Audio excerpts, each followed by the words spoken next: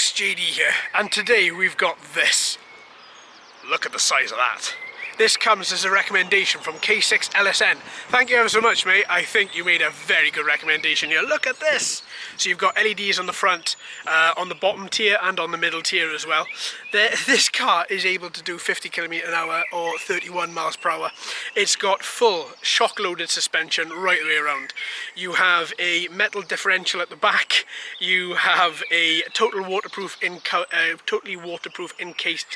engine at the bottom here, motor at the bottom here, with a nice little aluminium plate at the front, so any stones you hit isn't going to smash the front plate. That's a very good idea. It weighs quite a bit, actually. It does weigh quite a bit. It has a rock climb. It is able to rock climb. It is able to go on tarmac, able to go off-road. These chunky, massive rubber tyres as well. Look at the grip on these. You're not going to be just skidding out all over the place on these things. With a battery life rated for 10 minutes, let's just get to it. Okay, so before we do anything else, what I'm going to say is that I'm just going to leave this transmitter standard. I'm not going to alter the steering trim or the throttle trim if I don't need to. Likewise, I'm just going to run it in mode 1. Now, this transmitter, I like. It's a lot smaller, a lot more compact than some other car transmitters that we've looked at. Yeah, all in all, I like this. I wonder how this is going to do. So I tell you what, let's plug up the car. And let's see how that does. So let's plug this in. Let's push the cables under there so that we don't have any which are coming out the sides, out the back, at the bottom. What I've done with the charging cable, if you're interested, is I've just put it underneath the battery. Not so that there's a lot of tension in the cable, but just so that it's just tucked up out of the way. Right, with this, let's flip this over. Let's turn this on. Right. Okay, let's turn on the transmitter as well. It should have auto bind in a couple of seconds. We should be looking to get that. It does auto bind, but the LED doesn't stop flashing until you pull the throttle. Okay, so we have steering to the left, steering to the right. Okay, right then, with this, let's take her out. Ooh, let's look at those LEDs. Yeah, they're looking good. So we've got 4, 5, 6 LEDs in the front of this. They're looking good. Let's run her in for a bit. Yes, mate. Let's take her up again. Oh, I missed the ramp then.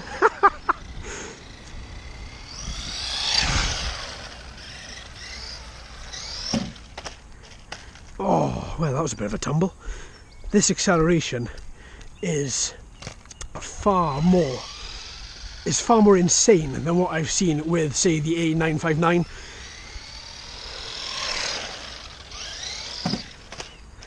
And she takes a bump as well. That's pretty good. Without there being any issues to the car cosmetically or mechanically.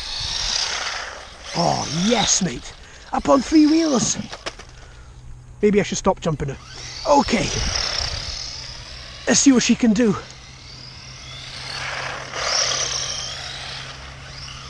Up on 3 wheels again. Oh, this thing is insane. It flips. It comes off 3 wheels onto 2 and then flips over. Careful not to hit my foot there. Long-time viewers will know exactly what happened when I hit my foot with a car last time. Out in a bit of 4x4 country, has this battery in the last 10 minutes. I thought it'd be good to try multiple different terrains just to see how she does. So a little bit of off-road here, and then we're going to take her onto some big rocks, as she is a rock climber.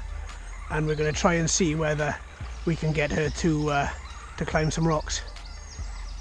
Okay, so far transmission range looking good. We are so far doing okay, and those LEDs at distance are really quite bright. All suspension racks working overtime here. Over some rocks and some shale, no problem. Straight down. She does roll if you're on a hill, just be warned. You can brake her just by pulling the throttle backwards to reverse. Alright, here we go. Lumps, bumps, no problem. Skidding around the place.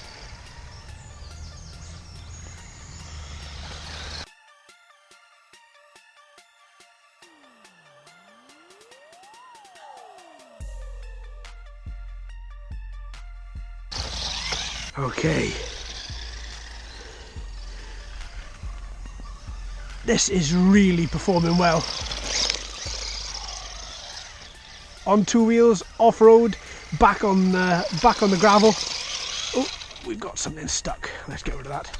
I don't want that to not be providing the correct amount of power through that wheel.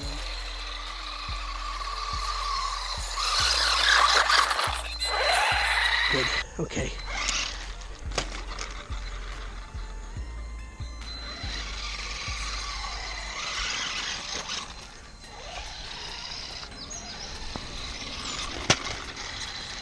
That metal plate in the front really coming in handy there. Now then, for this little bit of punishment that we've been giving it, let's have a little look.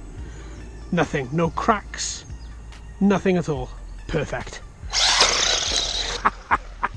A flying start.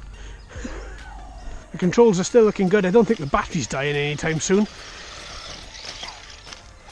This really is a hardy car. And don't forget as well, if you do manage to destroy any of these tyres, you've got the tyre at the back that is a genuine tyre. It's not a fake one or plastic one, it is rubber.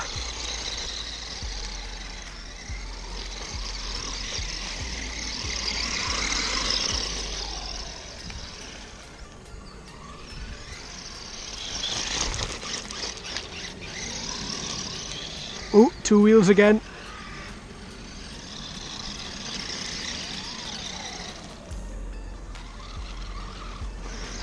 Oh, it's getting a little bit slower. It's not reaching its top speed as quick. I reckon this battery's on its way out.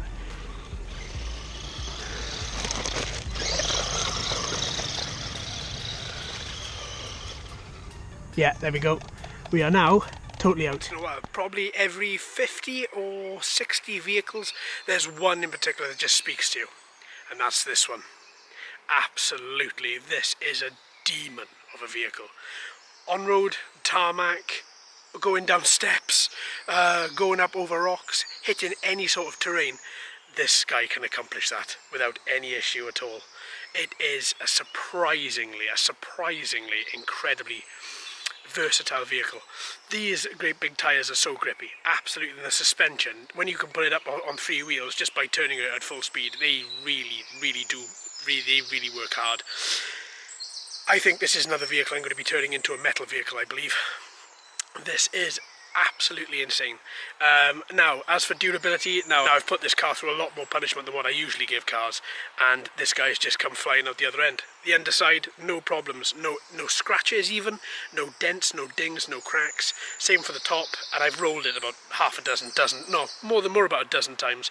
Flown it off ramps, and everything is just totally intact.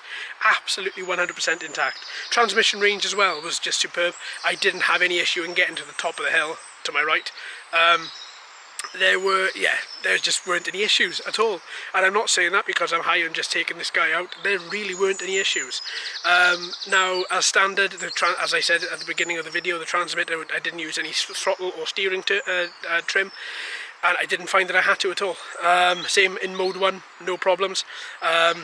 Yeah, all in all, folks, this is a 100% recommendation. Absolutely.